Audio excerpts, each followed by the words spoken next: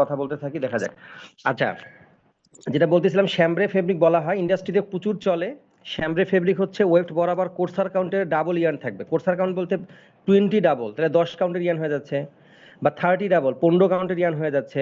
সাধারণত মাদার উইভিংয়ে অর্থাৎ শার্টিং এবং সুইটিংয়ের ফেব্রিকগুলোতে কোর্সার কাউন্টের ইয়ার্ন একটু কমই ব্যবহার হয়। 30, 35, 40, 45, 60, 50 এই কাউন্টের ইয়ার্নগুলো বেশি ব্যবহার হয়। ওয়ার বরাবর ওয়েফট বরাবর 30, 35, 40 এরকম ব্যবহার হয়। কিন্তু শ্যামব্রে ফেব্রিকটা যখন আসে অর্ডার,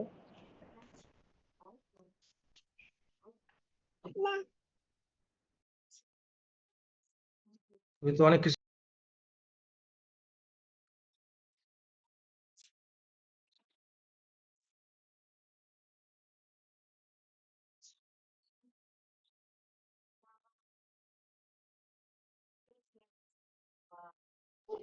আচ্ছা, তাহলে শ্যামব্রে ফেব্রিকটা হলো কমার্শিয়াল নেম।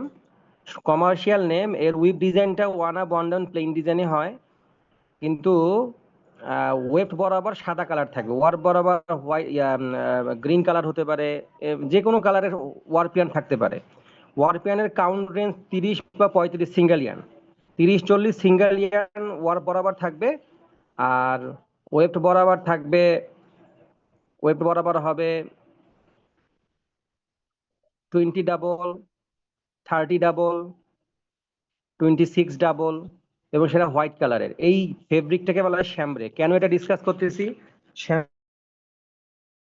কোর্সার কাউন্টের ইয়ার্ন ব্যবহার করা হয়, দ্যাটস ওয়াই আমাদের একটা লুমের ফল্ট আছে, ফল্টটার নাম হচ্ছে, ফেব্রিকের ফল্টের নাম হচ্ছে স্টপ মার্ক বা স্টার্টিং মার্ক। নাম শুনেছো ফেব্রিকের ফল্টটার নাম?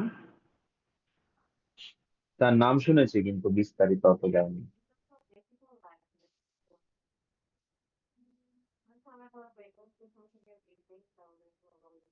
আচ্ছা, স্টার্টিং মার্ক হচ্ছে যখন লুম স্টপ হয়ে যায়, ভালো করে শোনো, লুম যখন স্টপ হয়ে যায়, সাধারণত ফ্যাক্টরিতে তো লুম স্টপ হবেই, কারণ ফ্যাক্টরিতে যখন ফেব্রিক প্রোডাকশন হবে তখন বিভিন্ন কারণে ওয়ার্প স্টপ হতে পারে, ওয়ার্প ছিঁড়ে যেতে পারে, ওয়েব ছিঁড়ে যেতে পারে, দ্যাটস ওয়াই লুম স্টপেজ আসবে। যদি একটা লুম স্টপেজ হয়ে যাওয়ার পরে, থেমে যাওয়ার পরে, সেটা ওয়ার্প বা ওয়েব যে কোনো কারণেই থেমে যাক, এরপরে যখন নতুন করে লুমটাকে আবার রিস্টার্ট করা হয়, লেট ধরো ওয়ার্প ছিঁড়ে গিয়েছে, ওয়ার্পটা টাই আপ করে হাত দিয়ে বেঁধে, হাত দিয়ে এটা গিট দিয়ে দেন আবার ফেব্রিক মেশিনটাকে চালানোর জন্য যখন অন করা হয়, তখন লেট আপ এবং টেক আপের ডিসিঙ্ক্রোনাইজেশনের কারণে কখনো কখনো ইউনিফর্মিটি, ওয়েভ টিয়ার্নের যে ডেন্সিটির ইউনিফর্মিটি আছে, ওয়েভ টিয়ার্নের পিক ডেন্সিটি বা পিকের যে ইউনিফর্মিটিটা আছে, এটা আনইভেননেস চলে আসে, অর্থাৎ ইউনিফর্ম হয় না। আমরা তো জানি যে আমরা ইন্ডাস্ট্রিতে যেটা হয় যে মডার্ন লুমে আমরা পিপিআই গুলোকে মেশিনে দিয়ে দিতে পারি। পিপিআই লেট ধরো আমি চাই হচ্ছে 78 পিপিআই চাই, সেটা আমি মেশিনে দেখা গেল 76 পিপিআই দিয়ে দিলাম, শ্রিঙ্কেজের কারণে দুইটা পিক অ্যাডজাস্ট হয়ে যাবে। যেভাবে আমরা গত ক্লাসে স্কিপ ডেন্ট ফেব্রিক নিয়ে আলোচনা করতে গিয়ে আমরা গ্রে ফেব্রিকের যে ইপিআই এটা বের করেছিলাম এবং সেটাকেই বলেছিলাম রিড কাউন্ট, যদি আমরা প্রত্যেকটা ডেন্টের ভিতর দিয়ে 2টা করে ওয়ারপিয়ান পাস করি। গ্রে ইপিআই হচ্ছে রিড কাউন্ট। এখন রিড কাউন্ট বের করতে গিয়ে কিন্তু আমরা শ্রিঙ্কেজকে আমলে নিয়েছিলাম, ঠিক না? ফিনিশড ইপিআই থেকে গ্রে ইপিআই নিয়ে আসছিলাম। অনুরূপভাবে আমি তোমাদের ওই ফেব্রিক কনস্ট্রাকশনে 78 লিখেছিলাম পিপিআই, পিক ডেন্সিটি। তো এই 78ই আমরা লুমে দিব না, লুমে আমি 2 বা 3 কমায় দেব। এখন এটা ইয়ার্নের উপর বেসিস করে আমরা 2 বা 3 কমাই দেই। লেট ধরো 78 হচ্ছে ফিনিশড পিপিআই, আমি 76 দিয়ে দেবো, 76। এটা আলটিমেটলি অ্যাডজাস্ট হয়ে ফিনিশিং এর পরে 78 অ্যাচিভ হয়ে যাবে। তো এইভাবে এখন আমি যখন লুমের মধ্যে 76 পিপিআই ইনপুট দিয়ে দেব, তার মানে হচ্ছে লেট আপ এবং টেক আপে ইনফরমেশন চলে যাবে। কারণ লেট আপ যেহেতু ফেব্রিকের ইয়ার্ন উইথড্রল করবে, আর টেক আপ যেহেতু ফেব্রিক টেক আপ করবে, তো প্রত্যেকটা পিক পরিমাণ ফেব্রিককে তো সে টেক আপ করবে, কিন্তু এই যে সংখ্যাটা 1 ইঞ্চির মধ্যে যদি আমি ভাগ করে দেই, 76 ওয়েফট ইয়ার্ন 1 ইঞ্চির মধ্যে ভাগ করে দিলে একটা ওয়েফট ইয়ার্ন কতটুকু জায়গা দখল করে, এই অতটুকু জায়গায় ওই পরিমাণ লেন্থকেই টেক আপ করবে, ওই পরিমাণ লেন্থকেই আমাদের machine take up mechanism take up করবে। এখন যখন মেশিন কোনো কারণে বন্ধ হয়ে যাওয়ার কারণে আবার যখন রিস্টার্ট করা হয় তখন লেট অফ এবং টেক আপের ডিসিঙ্ক্রোনাইজেশন হতে পারে, যেহেতু একেবারে ক্ষুদ্র পরিমাণ, একটা পিকের লেন্থ কিন্তু অনেক ক্ষুদ্র। একটা পিকের ডায়া তুমি হিসাব করো, ডায়া যদি তুমি ইঞ্চিতে বের করো বা মিলিমিটারে বের করো, পিকের ডায়া বা একটা ইয়ার্নের ডায়ামিটার বের করার সূত্রটা কি জানো?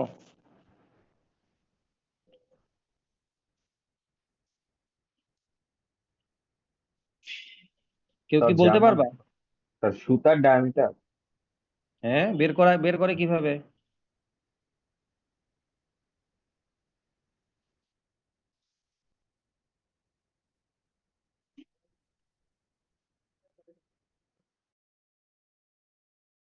ফিজিক্সে পড়ানো হয়েছে তো এটা। সুতার ডায়ামিটার বের করা যাবে না? জি জি স্যার স্যার, ওয়ান বাই বুঝেছি স্যার। 28/10 সেক্ষেত্রে ডায়ামিটারটা কি, ডায়ামিটারের ইউনিটটা কি হবে? মিটার? ইঞ্চিতে। হ্যাঁ, রাইট, কারেক্ট কারেক্ট কথা বলেছে, এটা ইঞ্চিতে হবে। তাহলে তুমি এখন যদি তুমি এখানে এই এন এর ভ্যালুটা বসাই দিয়ে দেখো যে ডায়ামিটার কত ক্ষুদ্র, তা আমার যখন ফেব্রিক ফর্ম হবে,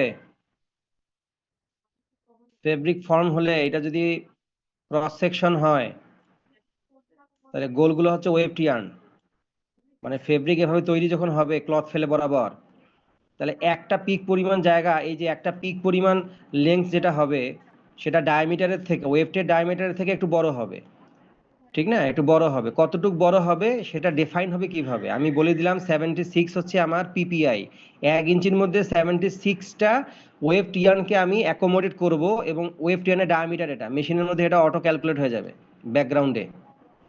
ক্যালকুলেট করে 76 ইয়ার্নকে 1 ইঞ্চির মধ্যে দিলে সেক্ষেত্রে প্রত্যেকবার টেক আপের সময় কতটুক পরিমাণ টানতে হবে সেটা মেশিন ডিফাইন করে ফেলে। কারণ আমি কিন্তু মডার্ন লুমের মধ্যে ওয়েব টিয়ার্নের কাউন্ট আমাকে অবশ্যই ইনপুট দিতে হবে, ওয়েব টিয়ার্নের কাউন্ট ইনপুট দিতে হবে, পিপিআইটাও ইনপুট দিতে হবে। তাহলে কাউন্ট থেকে সে ডায়ামিটার বের করে ফেলে ওই 1 ইঞ্চির মধ্যে 76 বা তোমার যে রিকোয়ার্ড পিপিআই, গ্রে পিপিআই, সেই সংখ্যাটাকে 1 ইঞ্চি জায়গার মধ্যে ওই অতগুলো ওয়েব টিয়ার্নকে যাদের ডায়ামিটার এভাবে বের করে নিয়ে সে প্লট করবে, প্লট করে দেখবে যে একটা লুম সাইকেলে যে এক পিক পরিমাণ ফেব্রিক তৈরি হয়, সেই ফেব্রিক কতটুকু টানতে হবে, ততটুকু টানলেই তো ইউনিফর্মিটি চলে আসবে, ওয়েব টিয়ার্নের ডেনসিটির ইউনিফর্মিটি চলে আসবে যদি কন্টিনিউয়াসলি সেভাবে টানতে থাকে। ঠিক না? ব্যাপারটা তো এভাবেই এভাবেই চিন্তা করবা নাকি? চিন্তা তো এভাবেই আসবে, এভাবেই মেশিন চিন্তা করে, মেশিনের ল্যাঙ্গুয়েজ সেট এভাবেই করা আছে। যদি ওয়েব টিয়ানের কাউন্ট ইনপুট না দাও তাহলে সে ভুল করে ফেলবে। তুমি দেখা যাবে যে এই এই ভুলের কারণে যেটা হবে, ফেব্রিক তৈরি হবে, কিন্তু একটু তৈরি হওয়ার পরে যখন ফেব্রিকটাকে অ্যানালাইসিস করা হবে দেখা যাবে যে ওয়েব টিয়ানের ডেনসিটি পিপিআইটি অ্যাচিভ হয় নাই, তোমার 76 দরকার, অ্যাচিভ হয় নাই, বেশি হয়েছে তো কম হয়েছে। তো বেশি কম হওয়া তো যাবে না, আমি বেশিও দেবো না কমও দেবো না, বায়ারের রিকোয়ারমেন্টকে ফুলফিল করব, বেশি তো নয়, বেশি দিলে তো আমার লস। আমি এক্সাক্টটা দেওয়ার চেষ্টা করব, বা টলারেন্স লিমিটের মধ্যে লোয়ার লিমিটটা দেওয়ার চেষ্টা করব। বেশি দিলে তো আমার লস হবে আসলে, মানে ফ্যাক্টরি লস হবে। ওয়ার্ব এবং ওয়েট বোথ ক্ষেত্রেই আমরা, দুই ক্ষেত্রেই আমরা শুধুমাত্র টলারেবল লিমিটের লোয়ার লিমিটটা দেওয়ার চেষ্টা করব, ওইটা অ্যাচিভ করার চেষ্টা করব। তো এখন এই যে মেশিন যে এই হিসাবটা করে, এটা বুঝতে পেরেছো? ডায়ামিটার থেকে মেশিনের কাউন্ট, ওয়েব টিয়ানের কাউন্ট থেকে ডায়ামিটার বের করে ইঞ্চি বাই মিলিমিটারে, দেন ওইটা আমার যে রিকোয়ার্ড পিপিআই, গ্রে পিপিআই, বা ও তো গ্রে পিপিআই বোঝে না, ও বোঝে আমি যে পিপিআই দিয়েছি, গ্রে পিপিআই তো আমাকেই বের করতে হবে বা আমাকেই সেট করতে হবে। আমি 76 পিপিআই দিয়েছি, এখন এই 76 মানে 1 ইঞ্চির মধ্যে 76 সংখ্যক কি থাকবে, ওয়েব টিয়ান থাকবে, আর সেই ওয়েব টিয়ানের ডায়ামিটারগুলো তো সে বের করে ফেলেছে।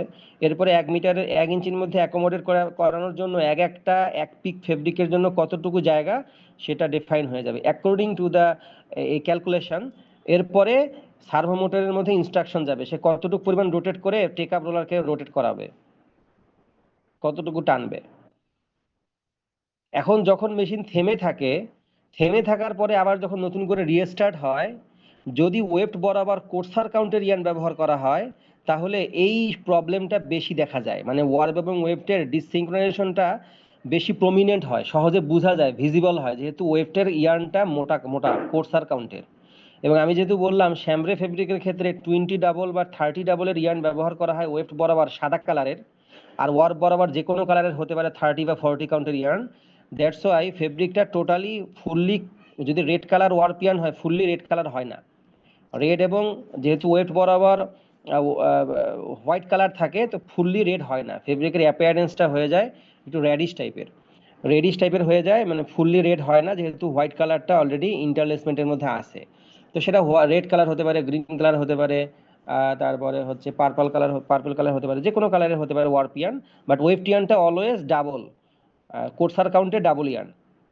তো এখন যখন ওয়েব টিয়ার্নে কোর্সার কাউন্টার ইয়ার্ন ব্যবহার করলেই মেশিন তো সাধারণত একটা উইভার, একজন উইভার যদি ইয়ার্ন ডাইট ফেব্রিক চলে, চেক স্ট্রাইপ ফেব্রিক চলে, তখন একটা উইভারকে বা একটা তাঁতিকে বা একটা উইভারকে, একটা ওয়ার্কারকে, লুম অপারেটরকে 4টা লুম দেওয়া হয় চালানোর জন্য। 4টা লুম, ইন্ডাস্ট্রিতে 4টা লুম দেওয়া হয়। কমপ্লেক্স ডিজাইন থাকলে, বারবার মানে এরকম শ্যামরে ফেব্রিক থাকলে 4টা লুম দেওয়া হয়, অন্যথায় 6টা লুম চালাতে দেওয়া হয়।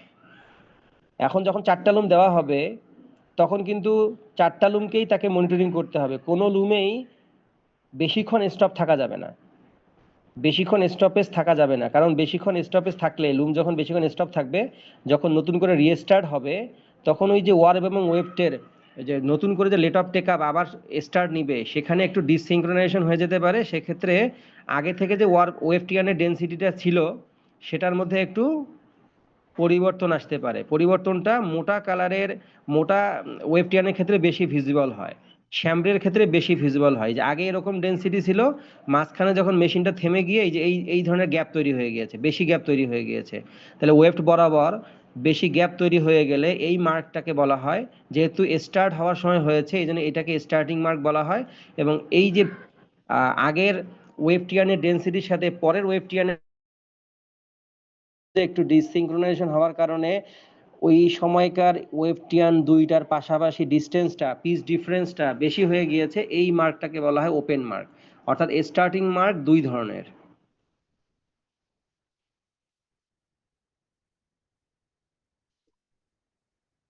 স্টার্টিং মার্ক দুই ধরনের, একটাকে বলা হয় ওপেন মার্ক, একটাকে বলা হয় ডেন্স মার্ক। এখানে তো ওপেন হয়ে গেছে, যদি এরকম হয় যে ঘন হয়ে গিয়েছে, বেশি ঘন হয়ে গেছে ওই জায়গায়, তখন এটাকে বলা হয় ডেন্স মার্ক। ওপেন, যেহেতু ওপেন মার্ক, ডেন্স মার্ক না, এটাকে আবার থিন মার্ক, থিক মার্কও বলা হয়। থিন মার্ক পাতলা, থিন, আর এটা থিক ঘন। এটা লিখে নিতে হবে, আমার এখানে হোয়াইট বোর্ডটা একটু প্রবলেম করতেছে। এটা থিন, এটা থিক, আমার মাউস দিয়ে লিখতেছি তো, আমার মোবাইলেরটা কেন জানি অ্যাক্টিভ হচ্ছে না। তাহলে আমরা দেখলাম যে স্টার্টিং মার্কের প্রবলেমটা শ্যামরে ফেব্রিকের ক্ষেত্রে বেশি হয়। এটা কমার্শিয়ালি অ্যাভেলেবল ফেব্রিক, এবং বায়ার যখন এই ফেব্রিকের অর্ডার দেয়, তখন ইন্ডাস্ট্রির যারা দায়িত্বশীল আছে তারা খুব অ্যালার্ট হয়ে যায়। কারণটা হচ্ছে তখন এই স্টার্টিং মার্কের প্রবলেমটা বেশি দেখা যায়। আর আমরা যদি 4 পয়েন্ট সিস্টেমের সম্পর্কে জানো তোমরা, 4 পয়েন্ট সিস্টেম ফেব্রিক ইন্সপেকশনের, গ্রে ফেব্রিক ইন্সপেকশন বা ফিনিশড ফেব্রিক ইন্সপেকশনের দুইটা পদ্ধতি আছে, 4 পয়েন্ট সিস্টেম এবং 10 পয়েন্ট সিস্টেম। 4 পয়েন্ট সিস্টেমটা হচ্ছে সবচেয়ে বেশি পরিমাণে জনপ্রিয়, এবং এটা মোরাললেস সব ফ্যাক্টরি এই সিস্টেম ফলো করে ফেব্রিক ইন্সপেকশনের জন্য, গ্রে ফেব্রিক এবং ফিনিশড ফেব্রিক। তো গ্রে ফেব্রিক যেহেতু আমাদের উইভিং ইন্ডাস্ট্রি থেকে তৈরি হয়, ওভেন গ্রে ফেব্রিক, তো আমরা 4 পয়েন্ট সিস্টেমে একটা পয়েন্ট দিতে হয় ফেব্রিকের ফল্টের উপরে। যদি এরকম 1 ইঞ্চি বা লেংথ অফ দ্য ফল্ট, ফেব্রিকের মধ্যে ফল্টের লেংথ যদি 1 থেকে 3 ইঞ্চি হয়, 3 থেকে 6 ইঞ্চি হয়, 6 থেকে 6-এর বড় হয়, সেক্ষেত্রে একটা পয়েন্ট দিতে হয়। সেই পয়েন্ট অনুযায়ী 4 পয়েন্ট সিস্টেমটা কাজ করে। এটা আমরা একটু দেখে নেব 4 পয়েন্ট সিস্টেমটা কিভাবে হিসাব করা হয়। এটা সাধারণত 100 গজের মধ্যে পয়েন্টটা যদি 40 হয়, 40 বা চল্লিশের বেশি হয় 100 গজের মধ্যে, 100 গজ ফেব্রিক ইন্সপেক্ট করার পরে 40 পয়েন্টের বেশি আসলে ওই রোলটা, ওই স্পেসিফিক রোলটা, 100 গজের রোলটাকে রিজেক্ট করা হয়, ওটা বায়ারকে দেওয়া হবে না। বায়ার তো একেবারেই 1 লাখ মিটার দিয়েছে মানে তো 1 লাখ মিটার 100 গজ করে করে নেয়, মিনিমাম 100 গজ। 200 গজেরও কোনো রোল হতে পারে, 300 গজেরও রোল হতে পারে, কিন্তু মিনিমাম 100 গজ দিতে হবে বায়ারকে। এই মিনিমাম 100 গজের মধ্যে এই মার্কগুলো, বিভিন্ন ফল্ট আছে, ফেব্রিকের ফল্ট, ওভেন ফেব্রিকের ফল্ট, এই ফল্টগুলোর লেংথের উপর বেসিস করে পয়েন্ট দিয়ে ওটা একটা হিসাব করতে হয়, ক্যালকুলেশন করে দেখতে হয় যে 100 গজের মধ্যে পয়েন্টটা কত আসছে।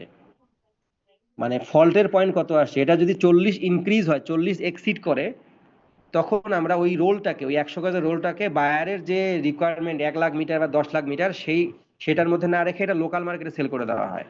এটা আসলে রিজেক্ট, এটা রিজেক্ট হিসেবে কাউন্ট করা হয়। তো সেক্ষেত্রে এই এখন শ্যামরে ফেব্রিক যখন হয় তখন তো স্টার্টিং মার্ক আসে। আর স্টার্টিং মার্ক হচ্ছে মূলত ফেব্রিকের যখন ফল্ট হয়, স্টার্টিং মার্কের ফলটা হচ্ছে সবচেয়ে বড় ফল, এর পয়েন্টটা বেশি। মানে ওই যে যদি যদি আমরা বলি 4 পয়েন্ট, তাহলে 4 পয়েন্ট আসবে এটা, মানে সবচেয়ে বড়টা যদি 4 পয়েন্ট হয়, 4 পয়েন্ট আসবে।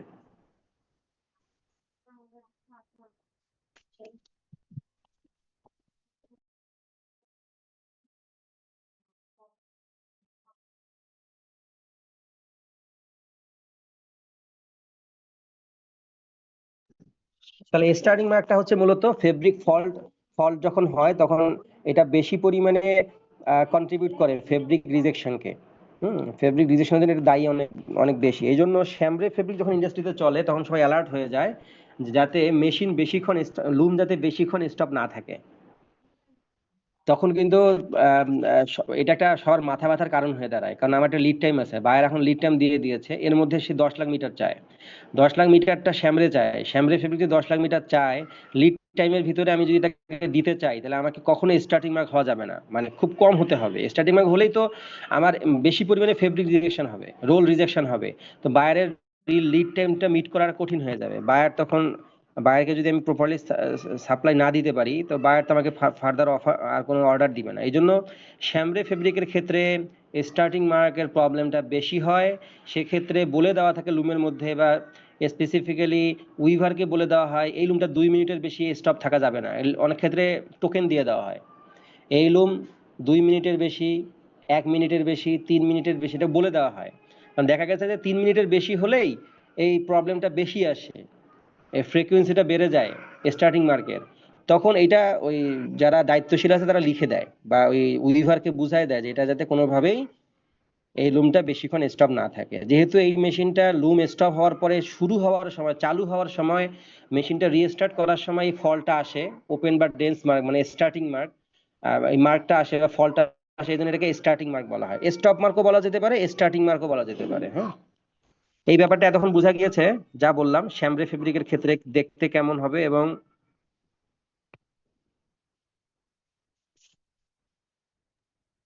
জি স্যার, বোঝা গেছে। আচ্ছা, একটু নোট ডাউন করতে হবে কিন্তু। আচ্ছা, আর একটা জি ফেব্রিকের নাম স্যার। বলেছিলাম আমি, নোট ডাউন, নোট ডাউন করতে হবে, কথাগুলো লিখতে হবে, এটা তো কোনো স্লাইড নাই।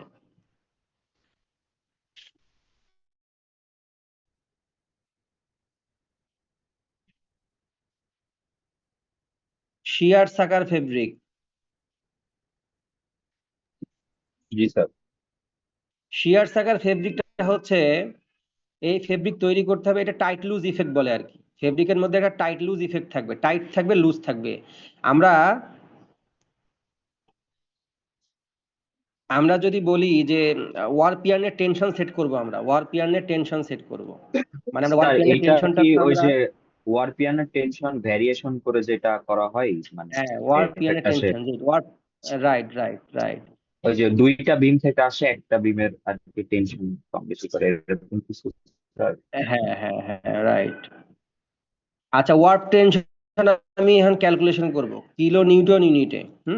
কিলো নিউটন ইউনিটে আমি ক্যালকুলেশন করতে চাই।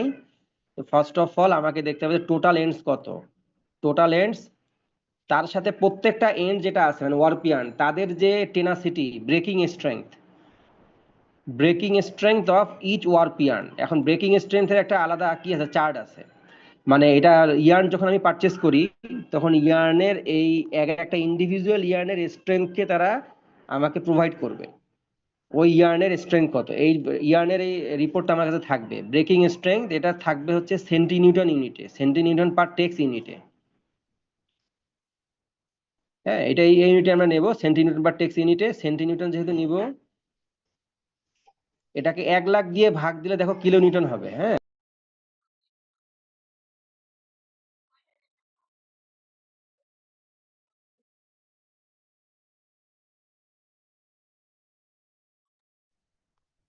দেখো টোটাল এন্ডস, ইয়ার্নের সংখ্যা, breaking strength of each yarn centinewton বা টেক্স ইউনিটে থাকবে। টেক্স তো এখানে খুব একটা ভ্যালু না, কারণ টেক্স তো হচ্ছে আমাদের ডায়ামিটার লিনিয়ার ডেন্সিটি দিয়ে ভাগ দিতে হয়, তাই মূল বিষয়টা হচ্ছে সেন্টিনিউটন, যেহেতু টেনশনের ইউনিট বলছি আমি।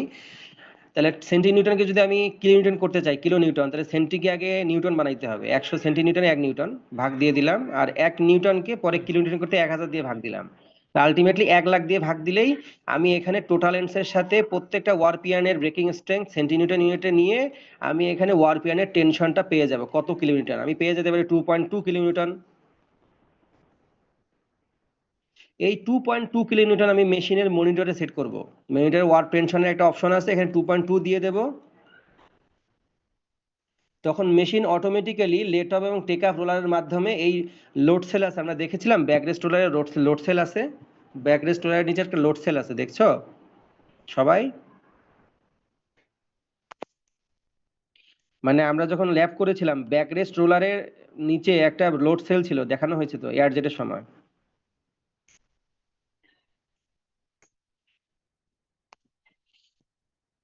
একটু রেসপন্স করতে হবে যে।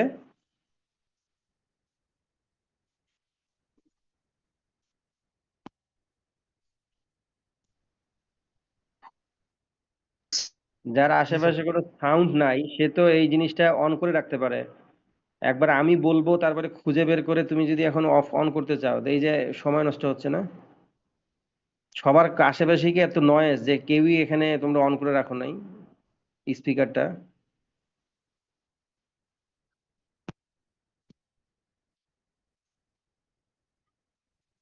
আমরা 2.2 কিলোমিটার দিলে এটা অটো অ্যাডজাস্ট হয়ে যাবে। অটো অ্যাডজাস্ট হবে বলতে এখানে তো অটো বলতে অ্যাডজাস্ট হয়ে যাবে, পিএলসির মাধ্যমে কমিউনিকেট করে অ্যাডজাস্ট হয়ে যাবে, এটা বলা হয়েছে ল্যাবের মধ্যে। জি যখন আমরা স্যার। 2.2 কিলোমিটার দিই তখন এই ইনফরমেশনটা পিএলসি তে যায়। পিএলসি এটা এক্সিকিউট করে। পিএলসি যেহেতু প্রোগ্রামেবল লজিক কন্ট্রোলার, বা এটা হচ্ছে ব্রেইন অফ দ্য মেশিন, মেশিনের ব্রেইন যেহেতু, সে কোঅর্ডিনেট করে। মনিটরে দিয়েছি আমরা 2.2 কিলোনিউটন, সে পিএলসি তে ইনফরমেশনটা যাবে। পিএলসি ক্লোজ লুপ সিস্টেমের মাধ্যমে, তোমরা অটোমেশন পড়েছো ক্লোজ লুপ এবং ওপেন লুপ সিস্টেম, সে সবসময় সে জানে, সে জানতে চায় পিএলসি তখন আলটিমেটলি লোড সেলের থেকে ইনফরমেশন নেয় যে এক্সিস্টিং ওয়ারপিয়ান, লোড সেল যেহেতু ব্যাকরেস্টের নিচে থাকে, তা ব্যাকরেস্ট রোলারের উপর দিয়ে যেহেতু ওয়ারপিয়ান চলে আসছে, এখন ওয়ারপিয়ানের টেনশনটা কত আছে। তো লোড সেলের পর লোড পরে যখন, তখন তো লোড সেল ওইভাবে লোড ক্যালকুলেট করে, লোড হিসাব করে, লোড সেন্স করে, তখন লোড সেল ইনফরমেশন পাঠায় যে এখন 1.2 কিলোনিউটন আছে। তাহলে আমাকে আমাকে আমাকে এখন অ্যাচিভ করতে হবে 2.2 কিলোনিউটন। তাহলে এখন তখন পিএলসি ইনফরমেশনটা এই সিদ্ধান্ত নেয়, তাহলে আমরা লেট অফকে ঘোরাবো, লেট অফ রোলারকে ঘোরাবো। কোন দিকে ঘোরাবো? যে দিক দিয়ে লেট অফ হয় তার উল্টা দিকে রোটেট করাবো। যেদিকে লেট অফ হয়, লেট অফের ডিরেকশন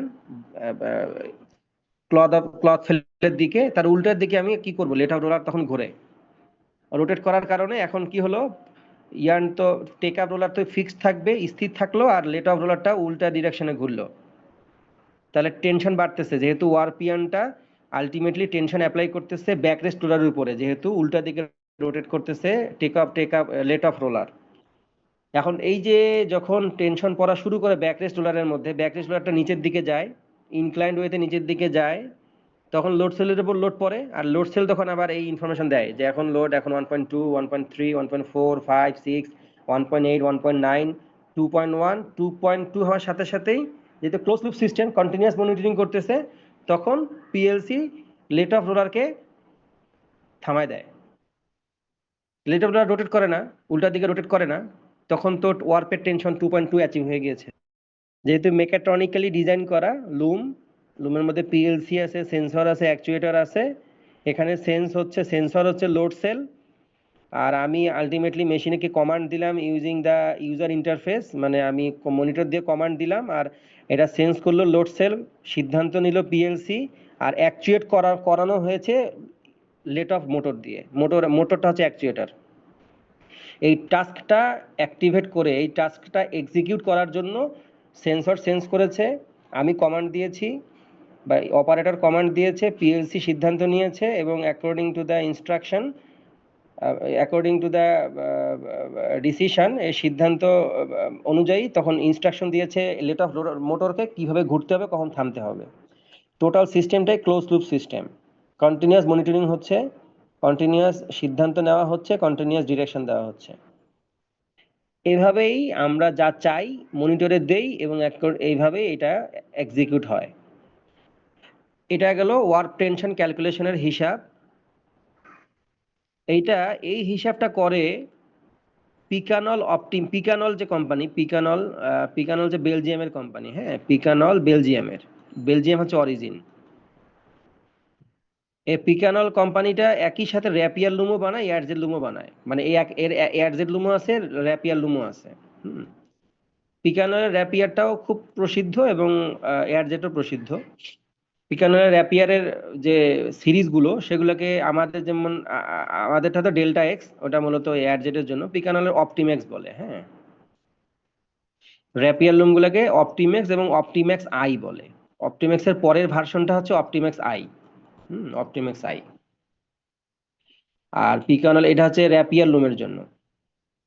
র্যাপিয়ার লুমের যেগুলো তৈরি করে সেগুলোকে অপটিম্যাক্স একটা ভার্সন, তার পরের ভার্সনটা অপটিম্যাক্স। আর যেগুলো এয়ারজেট তৈরি করে সেটাকে বলা হয় অমনি প্লাস 800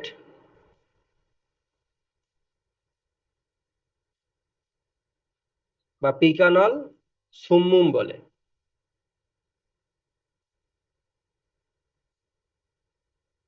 পিকানল অমনি প্লাস 800 আর পিকানল সুম্মুম, এটা হচ্ছে এয়ারজেটের জন্য যে ভার্সনটা আছে, এগুলা ভার্সন, মানে রুমগুলোকে এভাবে বলে।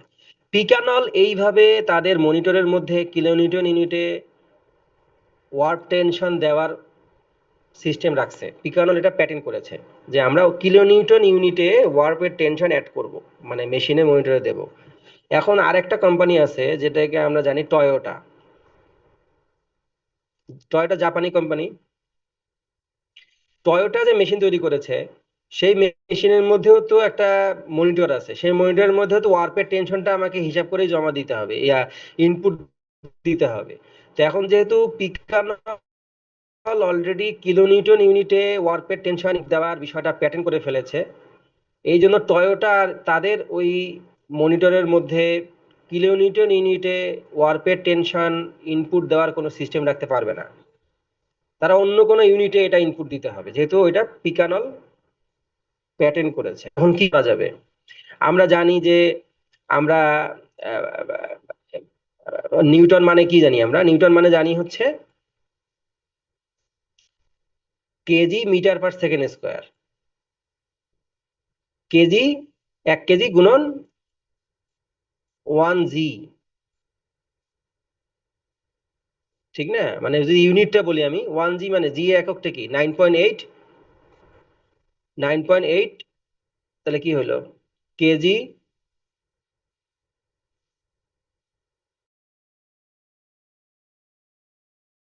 তাহলে আমরা বলতে পারি নিউটনকে আমরা বলতে পারি কেজি জি। কেজি হচ্ছে ভরের একক আর জি হচ্ছে অভিকর্ষ ত্বরণের একক। এগুলো দুইটাই হচ্ছে এসআই পদ্ধতিতে, এমকেএস পদ্ধতিতে বা এসআই পদ্ধতিতে। এখন তাহলে অলরেডি যেহেতু পিকানল এসআই পদ্ধতিতে নিউটন কিলোনিউটন ব্যবহার করে ফেলেছে, আমরা অন্য কোনো ভাবে ব্যবহার করতে চাই টয়োটার যে নিয়মটা। তো আবার চিন্তা করলো যে আমরা আমরা সিজিএস পদ্ধতিতে ব্যবহার করব, মানে আমরা একটা কম্বিনেশন করব। আমরা কি করব, কেজি কেজির জায়গায় রাখবো, আর জিটা যে গ্র্যাভিটেশনাল অ্যাক্সিলারেশন যেটা যেটা জিতে ছিল, এটা আমরা এফ এ দেব, মানে সিজিএস ইউনিটে এফ ব্যবহার করব। সিজিএস ইউনিটে আমরা কি করব, গ্র্যাভিটেশনাল অ্যাক্সিলারেশনের ইউনিটটা আমরা আর এসআই পদ্ধতি ব্যবহার করব না, আমরা কি করব, সিজিএস পদ্ধতি ব্যবহার করব। কেজিটা হচ্ছে এসআই পদ্ধতি আর এফ হচ্ছে সিজিএস পদ্ধতিতে গ্র্যাভিটেশনাল অ্যাক্সিলারেশনের মান, মানে সেন্টিমিটার পার সেকেন্ড স্কোয়ার, 981 সেন্টিমিটার পার সেকেন্ড স্কোয়ার, যেহেতু সিজিএস পদ্ধতি। এখন তুমি দেখো 1 নিউটন সমান কত কেজিএফ হয়। তাদের আমাদের পিকানল করেছে কেজি জি পদ্ধতিতে, পরে এটাকে কিলোনিউটন করেছে। নিউটন মানে তো কেজি জি ইউনিটটা, পরে এটাকে তারা কিলোনিউটন করেছে। কিন্তু এটা তো এখন টয়োটা ব্যবহার করতে পারবে না। টয়োটা চিন্তা করলো কেজিটা ঠিক রাখবো, এরপরে আমরা এই জি এর ভ্যালুটা এফ দিয়ে ট্রান্সফার করে দেবো। জিটা হচ্ছে মূলত এসআই ইউনিটে জি এর মান জি, আর এফ হচ্ছে সিজিএস ইউনিটে জি এর মান, জিটাকে আমরা এফ বলি। এখন তুমি যদি কোনো তৈরি করো, তখন তুমি কি করবা? পাউন্ড এফ দিবা।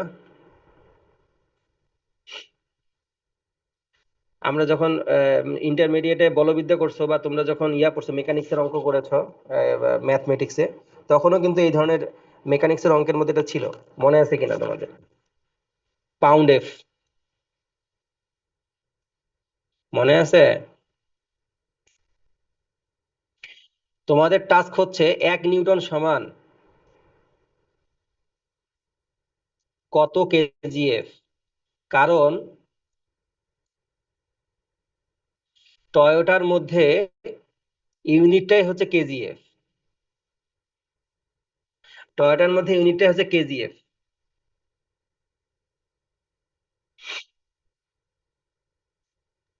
বোঝাতে স্যার এটার পেরেছি? মানটা কি প্রমাণ করে নিয়ে আসতে হবে নাকি জাস্ট মুখস্থ করলেই হবে? না না, তুমি বের করবা। তুমি বের করবা। কারণ তুমি এই একই জিনিস, তুমি যখন ওয়ার্পের টেনশন যে যে মনে করো পিকানলে এই ফেব্রিকটা তৈরি করতেছে, পিকানলের মধ্যে 2.2 কিলোনিউটন আসছে, কিলোনিউটনটা আসছে, তুমি 2.2 কিলোনিউটন বা 2200 নিউটনকে, 2200 নিউটন সমান কত কেজিএফ বের করতে হবে। তুমি তো ক্যালকুলেট ওয়ার্পের স্যার টেনশন ওইটার ক্যালকুলেশন হিসাব মানটা তো এটাই। মুখস্থ করতেছি। মুখস্থ না, তুমি সিম্পলি তুমি ট্রান্সফার করবা। তুমি যখন একই ফেব্রিক, একই কনস্ট্রাকশনের ফেব্রিক তুমি টয়োটাতেও চড়াইছো, টয়োটা লুমের মধ্যে মানে ওই এয়ারজেটের মধ্যেও দিয়েছো, যেহেতু এটা খুব একটা কঠিন ডিজাইন না, এয়ারজেটেও হাই স্পিডে চালানো যাবে, এয়ারজেটেও দিয়েছো, এবং তোমার লুম সংকটের কারণে তুমি র্যাপিয়ারেও দিয়েছো। এখন র্যাপিয়ারে দিয়েছো, এয়ারজেটে দিয়েছো, টেনশন তো দুইটার ক্ষেত্রে একই, 2.2 কিলোনিউটন। কিন্তু এয়ারজেটে তুমি তো মানে টয়োটার এয়ারজেটে তুমি কিলোনিউটন ইউনিটে কিন্তু টেনশনকে দিতে পারতেছো না, তোমাকে দিতে হবে কেজিএফ ইউনিটে। তা তুমি এখন তুমি যে হিসাব করেছো 2.2 কিলোনিউটন, এটাকেই তো কেজিএফ এ কনভার্ট করে তারপরে টয়োটা দিতে হবে। টয়োটা তখন সেভাবে হিসাব করবে, তো ওই ওই 2.2 এ অ্যাচিভ হবে, কিন্তু কেজিএফ ইউনিটে কত হবে?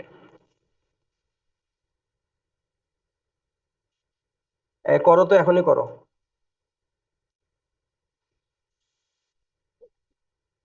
আমার কথাটা বোঝা গেছে?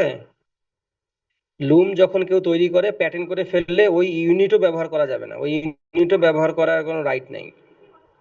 মানে ইউনিট তো আসলে অনেকভাবেই এক্সপ্রেস করা যায়, যেমন এখানে ওরা করেছে। এরপরে আরো অনেক অনেক অনেক কোম্পানি জিএফ এও করতে পারে, জি মানে গ্রাম, আর এফ মানে হচ্ছে সিজিএস ইউনিটে। এখানে পাউন্ড এফ হতে পারে, জিএফ হতে পারে, কেজিএফ হতে পারে, অনেকভাবেই তো এক্সপ্রেস করা যায়। হুম।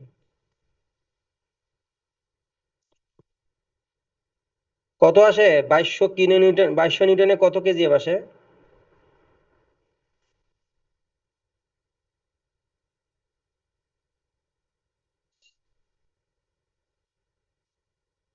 হুম।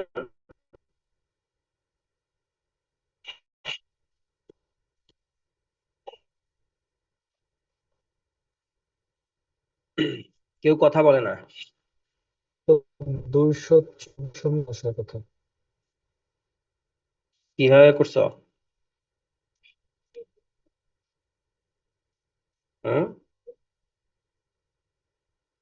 কনভার্সনের মানটা ছিল আমার কাছে যে 102টা দিয়ে গুণ করেছিলাম। কত আসছে? 102 কিভাবে আসছে? এক এক কেজিএফ সমান কত নিউটন, সেটা বের করছো? কত আসছে? 1 কিলো নিউটন সমান 102 কেজি ছিল।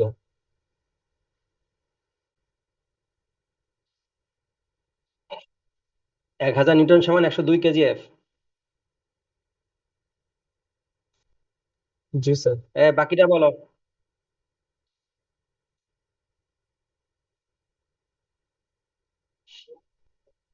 তাহলে 1 কেজিএফ সমান কত নিউটন?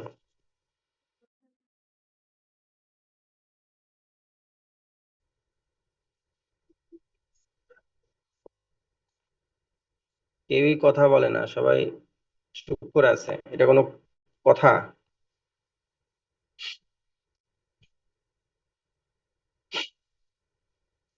এক কেজিএফ সমান 9.8 নিউটন।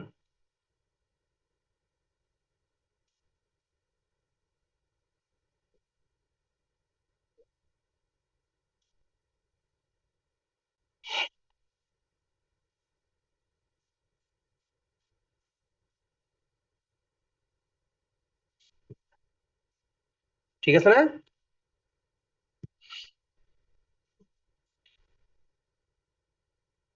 সিম্পলি কেজিজি এবং কেজিএফ কে একসাথে লিখে, তাহলে কেজিএফ এবং কেজিজি একসাথে করতে গেলে আমাকে কত দিয়ে কি করতে হবে বের করো। 1 নিউটন সমান নিউটনকে কেজিএফ এ কনভার্ট করো, তাহলে তো হয়ে যাচ্ছে। এফ এখানে কত হবে? 981 সেন্টিমিটার পার সেকেন্ড স্কোয়ার, সেন্টিমিটার পার সেকেন্ড স্কোয়ার, ঠিক না?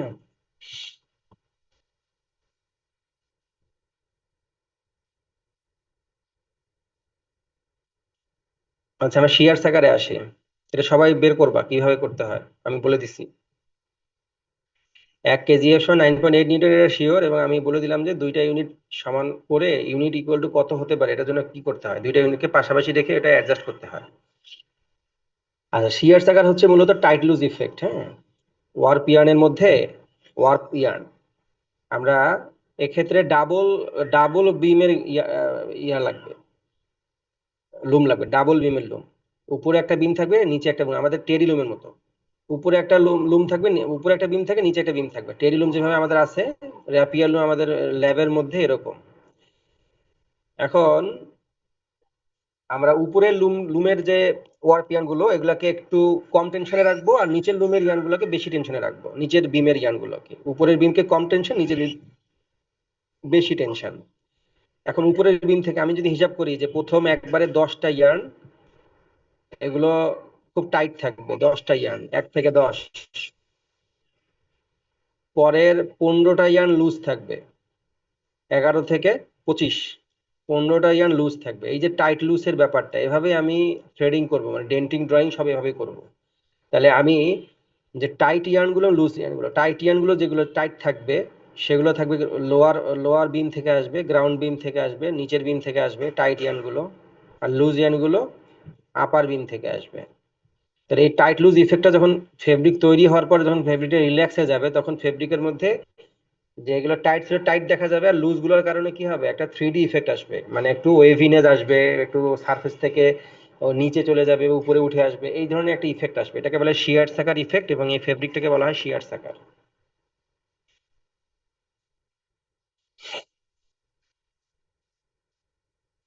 সেক্ষেত্রে নিচের বিম, উপরের বিমের যে ওয়ার্পের টেনশন সেটা একেবারে অনেক কম। লেট ধরো 0.8 কিলোনিউটন।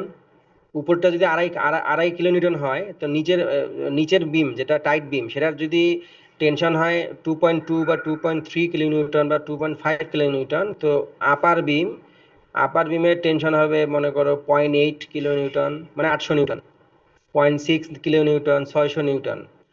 তো এটা হলো মূলত কি পরিমাণ ইফেক্ট চাওয়া হচ্ছে, টাইট লুসের ইফেক্ট আর লুসের ইফেক্টটা কেমন চাওয়া হচ্ছে, এর উপর বেসিস করেই মূলত আপার বিমের টেনশনটাকে কম বেশি করা হয়, ওয়ার্পের টেনশনটা। এটা মূলত ফেব্রিকের অ্যাপিয়ারেন্সের উপর বেসিস করে হয়। বায়ার যে সোয়াচ দিবে, সোয়াচ দেখে দেখতে হবে যে ওই সোয়াচটা রিপ্রোডিউস করতে গেলে কি পরিমাণ আপার বিমের টেনশন, মানে লুজ বিমের টেনশনটা কি রাখলে ওই পরিমাণটা অ্যাচিভ হবে। এটা কিছু ট্রায়াল এররের মতো, ট্রায়াল দিয়ে দেখতে হয়। কিন্তু অবশ্যই সেটা 1 কিলোমিটারে অনেক কম থাকে, 600 নিউটন, 400 নিউটন, 500 নিউটন এরকম থাকে। তো এটাকে শিয়ার সাকার ফেব্রিক বলে।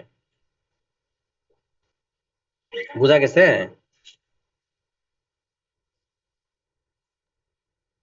জি স্যার।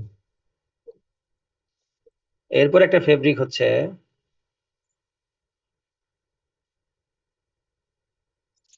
অক্সফোর্ড,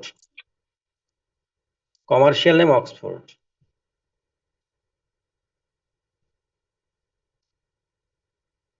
কিন্তু আসলে এটার যদি আমি উইপ প্ল্যান ড্র করি বা উইপ প্ল্যানটা ড্র করি, তাহলে আমি দেখতে পাবো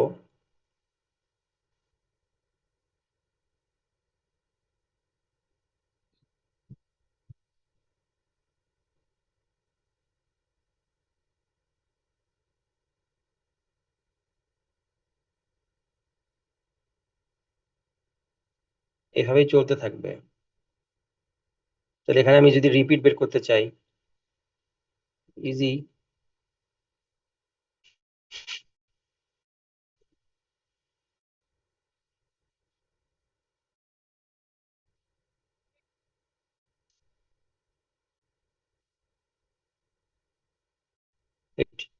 দুইটা করে ওয়ান দুইটা করে ওয়ার্পিয়ান, একটা করে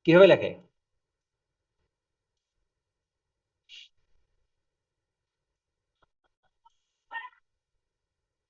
বলো।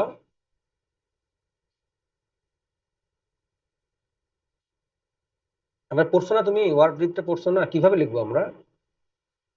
স্যার খেয়াল যে ওয়ান আপ ওয়ান ডাউন দিয়ে টু তো দেওয়ার কথা, এটা তো এটা কি ওটা স্যার পসিবল? 2/2। 2/2 দেওয়ার কথা। তারপর কিছু দিতে হবে? না স্যার, আর কিছু লাগবে না। কিছুই লাগবে না। আমি যদি এজ এবং জেড কিছুই লিখবো না, তার মানে হচ্ছে টুইল না এটা।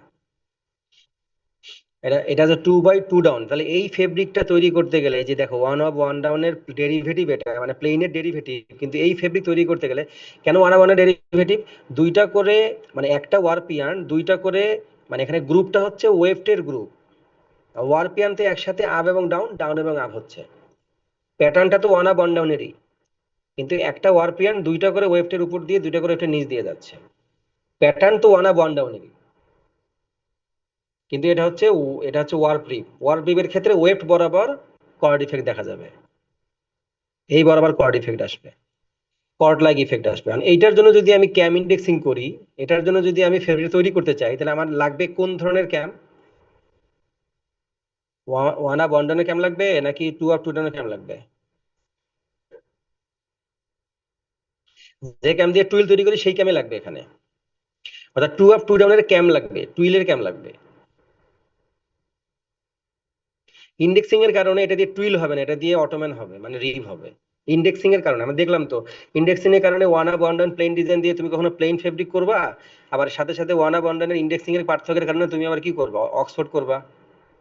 অনুরূপভাবে টু আপ টু ডাউনের ডিজাইনের টুইল ক্যাম দিয়ে তুমি কখনো অটোম্যান বা ওয়ার্প রিভ করবা, আবার কখনো তুমি টু আপ টু ডাউনের জেট টুইল করবা। এই ক্ষেত্রে আমার ক্যাম লাগবে টু আপ টু ডাউনের টুইলের ক্যাম, কিন্তু আমি ইন্ডেক্সিং করে এখানে অটোম্যান বানাবো বা রিপ বানাবো। ইজিলি ইন্ডেক্সিং করতে পারো তুমি। এক নাম্বার ক্যাম্প থাকবে এক নাম্বার পজিশনে, আর দুই নাম্বার ক্যাম্প থাকবে তিন নাম্বার পজিশনে।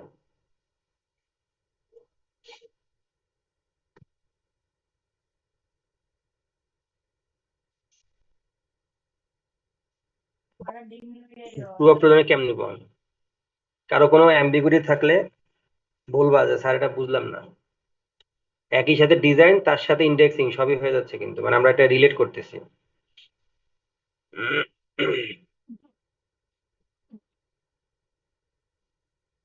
বক্সি বা হপস্যাক উইপ বলে, এটাকে বাস্কেট উইপও বলে।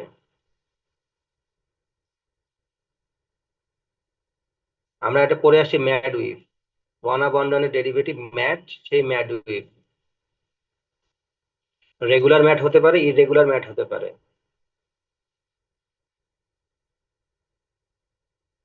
এটা হচ্ছে অক্সফোর্ড এবং অটোম্যানের কম্বিনেশন।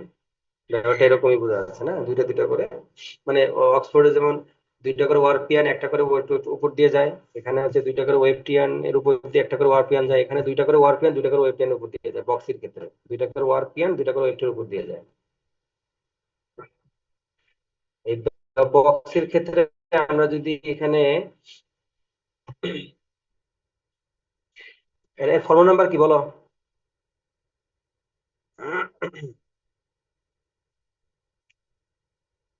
ফর্ম নাম্বার বলো,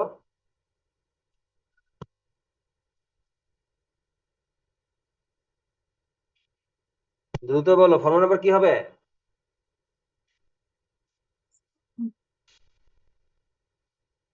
এবার তোমরা এফএসডি করতেছো, তারপরে যদি না বলতে পারো শর্ট শর্ট, তাহলে কেমনে হবে? ওয়ান আপ ওয়ান ডাউন ব্র্যাকেটে 2+2, যদি ইরেগুলার হইতো 2+3 হইতো, যদি দুইটা তিনটা মিলে যদি হইতো 2+3 হইতো, ওয়ান আপ ওয়ান ডাউনে থাকবে। তাহলে এই ডিজাইন তৈরি করতে গেলে আমি কি ওয়ান আপ ওয়ান ডাউনের ক্যাম্প ব্যবহার করবো নাকি টু আপ টু ডাউনের ক্যাম্প ব্যবহার করবো, দেখো তো।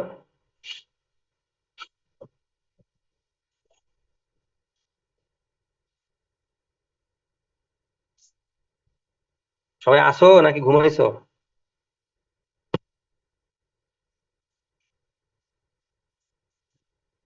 জি স্যার। কি কি দি স্যার?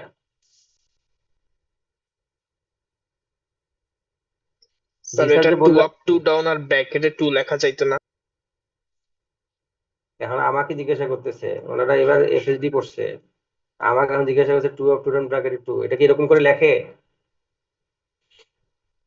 আমি ওই জন্য জিজ্ঞাসা করতেছি।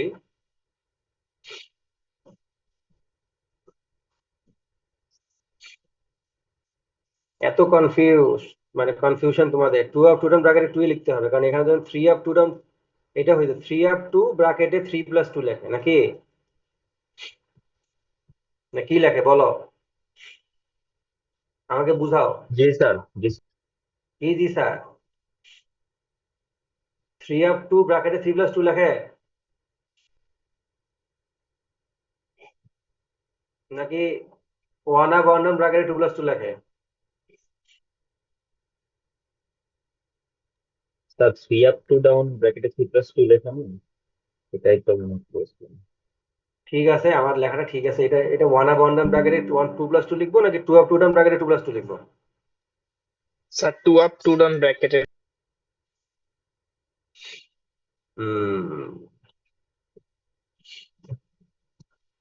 তাহলে আমরা এটা দেখলাম যে টু আপ টু ডাউন ব্র্যাকেটে টু প্লাস টু, এটা ঠিক আছে তো নাকি? আমি কনফিউজ, হ্যাঁ।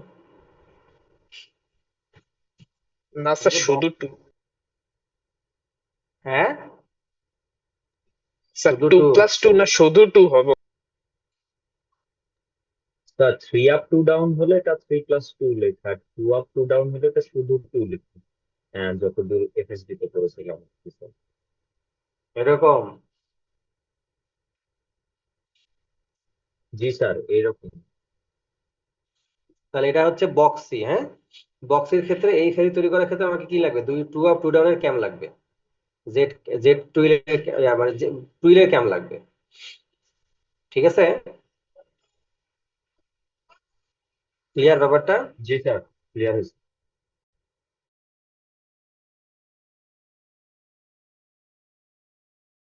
আর একটা ফেব্রিকের কথা বলছিলাম, ফিলে ফিল এবং পিকে পিক, এটার ইয়ার মধ্যে এই এই বক্সে যদি আমি ফেব্রিক স্পেসিফিকেশন লিখি, তাহলে কেমন করে লিখবো? দুইটা করে ওয়ার্পিয়ান, দুইটা করে ওয়েবটিয়ান আছে না? সেক্ষেত্রে বক্সের যদি আমি লিখি, এভাবে লিখবো 20+20। যদি ওয়েব বরাবর 20 কাউন্টের ইয়ার্ন থাকে, 20+20 উপরে 40+40 দিয়ে ক্রস চিহ্ন দিয়ে 20+20 লিখলে এটা বোঝা যাবে যেটা বক্সি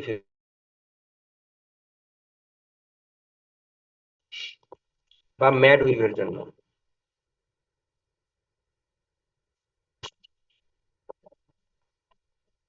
এগুলো হচ্ছে কমার্শিয়ালি অ্যাভেলেবল ফেব্রিক, যেগুলো ইন্ডাস্ট্রিগুলোতে এভাবে আসে অনেক সবসময় দেখবে যে তোমরা এখানে কমার্শিয়াল নামটাই বলা হবে, এটার ফর্মুলা নাম্বার, এটা কি না কি এটা কিছুই বলা হবে না, লেখাও থাকবে না ফর্মুলা নাম্বার, অনেক ক্ষেত্রে খালি মানে উইপ টাইপ বলা আছে অক্সফোর্ড, উইপ টাইপ বলা আছে অটোম্যান।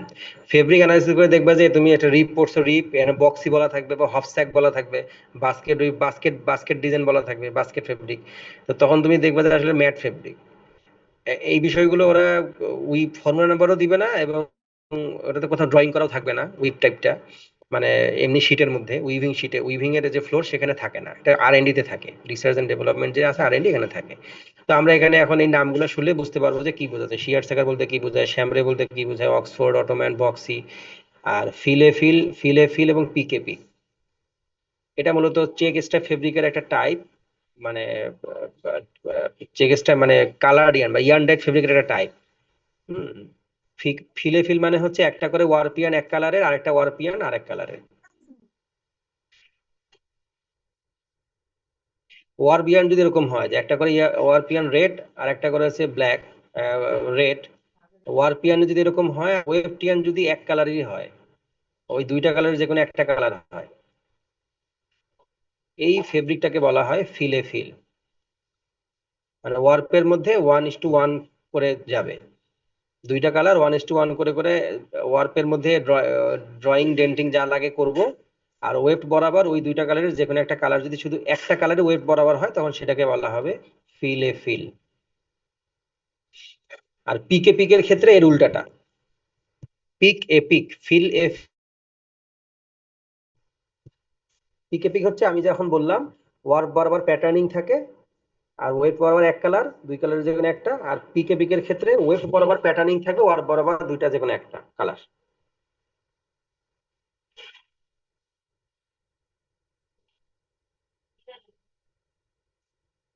ওটা বোঝা গেছে? জি স্যার, বোঝা গেছে। আর একটা টপিক অল্প একটু, 3 মিনিট লাগবে, এটা শেষ করলে শেষ। আমি এগুলো কমার্শিয়াল ফেব্রিকের নাম বললাম তো, সাথে সাথে আমরা সবকিছু ডিসকাস করলাম যাতে তোমরা স্যার, স্যার একটা কোশ্চেন বুঝতে। ছিল।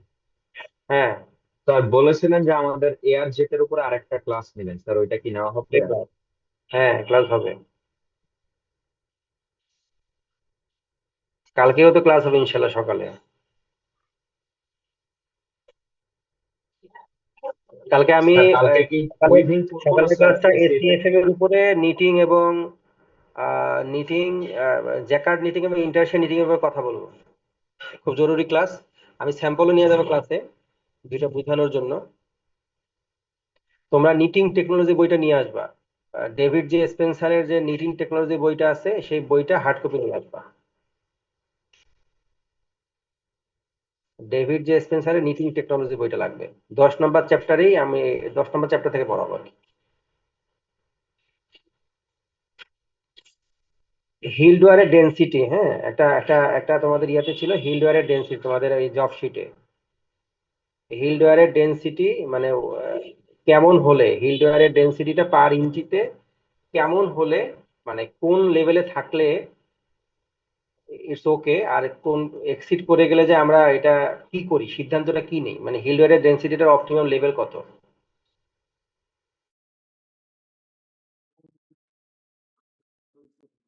পার ইউনিট লেন্থ, পার ইঞ্চিতে, এটা একটা হিসাব আছে। এটা ফ্যাক্টরিতে এটা করে, ফ্যাক্টরিতে এই বিষয়টা খুবই একটা কনসার্নিং ইস্যু। আমি এখন দেখাই যে আমি যদি বলি টোটাল লেন্স, আমার টোটাল লেন্স আছে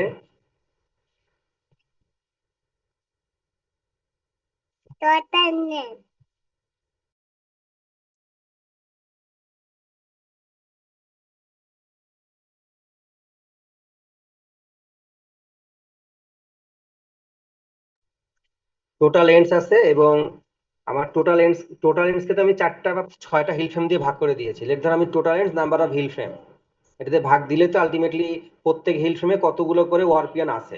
এখন এই প্রত্যেক হিল ফ্রেমে কতগুলো করে number of heald heald frame, আমি যদি 6,000 টোটাল লেন্স হয়, 4টা হিল ফ্রেম যদি ব্যবহার করি ওয়ান আপ ওয়ান ডান প্লেন ডিজাইনের ক্ষেত্রে, তাহলে ইজিলি এক একটা হিল ফ্রেমে 1500 করে 1500 করে হিল্ড ওয়্যার আছে, মানে 1500 করে হিল্ড ওয়্যার আছে, রাইট?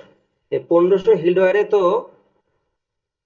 যদি আমার ফেব্রিকের উইথ হয় 60 ইঞ্চি, 60 ইঞ্চির মধ্যে আছে, মানে ফেব্রিকের উইথ। এটাকে আমরা ফেব্রিক উইথ না বলে রিড উইথ বলবো, রিড উইথ। রিডের মধ্যে ওয়ারপিয়ান যে অংশ জায়গা জুড়ে আছে এটাকে রিড উইথ বলে, রিড উইথ। ফেব্রিক তো পরে রিল্যাক্সে চলে যায়, মানে যখন রিড থেকে বের হয়ে আসে তখন তো ফেব্রিকটা ক্রিম্পের কারণে রিল্যাক্স হয়ে যায়, একটু কন্ট্রাকশন হয়। আর যেহেতু এই এই বিষয়টা আসলে মূলত এই হিলডওয়্যারের ডেনসিটির ব্যাপারটা আসবে আমাদের ডিউরিং উইভিং, তাহলে উইভিং এর সময় তো রিডের মধ্যে ওয়ারপিয়ান থাকে, এটাকে আমরা রিড উইথ দিয়ে ভাগ দেবো। এখন ধরো আমি one up one down plain ডিজাইনের জন্য 7,200 ইয়ার নিয়েছি। আমি এখানে 4টা হিল ফ্রেম ব্যবহার করতে চাই। One up one down plain ডিজাইনের জন্য 4টা হিল ফ্রেম ব্যবহার করতে চাই, এবং আমার রিড উইথ হচ্ছে 64 ইঞ্চ। তাহলে হিল ওয়্যার ডেন্সিটি যেহেতু বলছে পার ইঞ্চিতে কতটা করে হিল ফ্রেম পড়তেছে, মানে কতটা হিল ওয়্যার পড়তেছে দেখো তো, হিসাব করো পার ইঞ্চিতে কতটা করে হিল ওয়্যার পড়তেছে।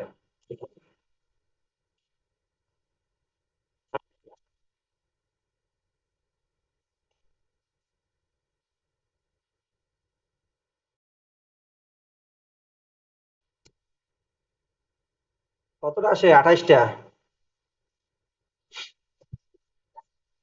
এই যে ভ্যালুটা 28 আসছে one up one down plain ডিজাইনের জন্য,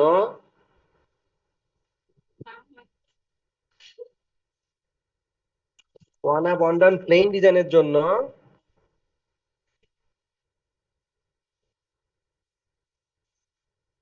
7,200 টোটাল এন্ডস, 4টা হিল ফ্রেম নিয়ে কাজ করলে 64 ইঞ্চি রিড উইথে 28 আসে। এই ভ্যালুটা 20-এর ঊর্ধ্বে আসলেই তখন নাম্বার অফ হিল ফ্রেমের সংখ্যা বাড়াতে হবে, না হলে ওয়ারপিয়ানের ওয়ার্ক সিএমপিএক্স বেড়ে যাবে। তাহলে এখানে আমি যদি এখন দেখো 28 আসছে, তার মানে আমি সিদ্ধান্ত নিতে হবে আমাকে এইটা, এই প্রোগ্রামটা মানে এই লুমটা অন করার আগেই এটা সিদ্ধান্ত নিতে হবে তোমাকে যে আমি যে ওয়ান বাউন্ডান প্লেন ডিজাইন 7200 টোটাল এন্ডস নিয়ে কাজ করতেছি, সেখানে রিড উইথ যে আমার 64 ইঞ্চি 4টা হিল ফ্রেম নিয়ে বেটার হবে নাকি 6টা নিয়ে বেটার হবে, এটা তোমাকে তো ডিউরিং সাইজিং এর পরে যখন এটা ড্রয়িং ডেন্টিং হবে তার আগে সিদ্ধান্ত নিতে হবে, তারপরে তোমাকে ড্রয়িং ডেন্টিং এ পাঠাতে হবে, ঠিক না? স্ট্রেট ড্রাফট করবে, স্কিপ ড্রাফট করবে, ওয়ানা বাউন্ডানে যেহেতু স্কিপ ড্রাফট করবে, 4টাও হতে পারে 6টাও হতে পারে, যেখানে স্কিপ ড্রাফট পসিবল সেখানে কিন্তু এই বিষয়টা আসবে। ওয়ানা বাউন্ডানের ক্ষেত্রে যেহেতু ম্যাক্সিমাম কাভার আসে, ওয়ানা বাউন্ডানে যেহেতু ইন্টারলেসমেন্ট অনেক বেশি এবং এখানে স্কিপ ড্রাফট করা পসিবল, ওয়ানা বাউন্ডানের ক্ষেত্রে এই হিসাবটা বেশি করা হয়। কারণ হচ্ছে এখানে আমরা চাইলেই আমরা স্কিপ ড্রাফটিং এর কারণে হিল ফ্রেমের সংখ্যা বাড়াতে পারি 2 এর গুণিতক আকারে।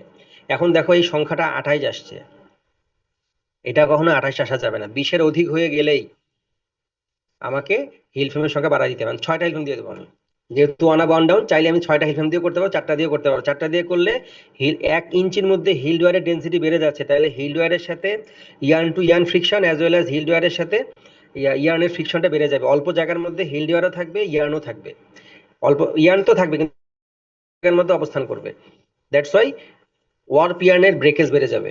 এটা যাতে না হয়, এটা সাইজিং করার পরে ড্রয়িং ডেন্টিং এ পাঠানোর আগে এই সিদ্ধান্ত নিয়ে দিতে হবে যে আমি ওয়ানা বাউন্ডারের জন্য 4টা হিল ফ্রেম নিয়ে কাজ করব নাকি 6টা নিয়ে করব।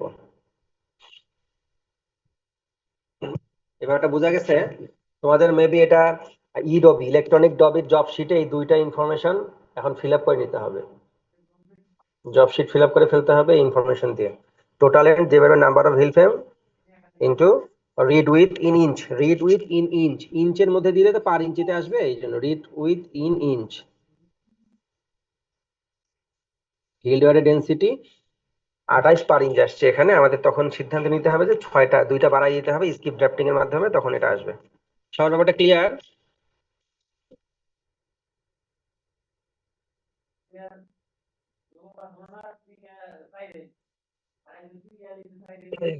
তাহলে আমরা আজকে এ পর্যন্তই,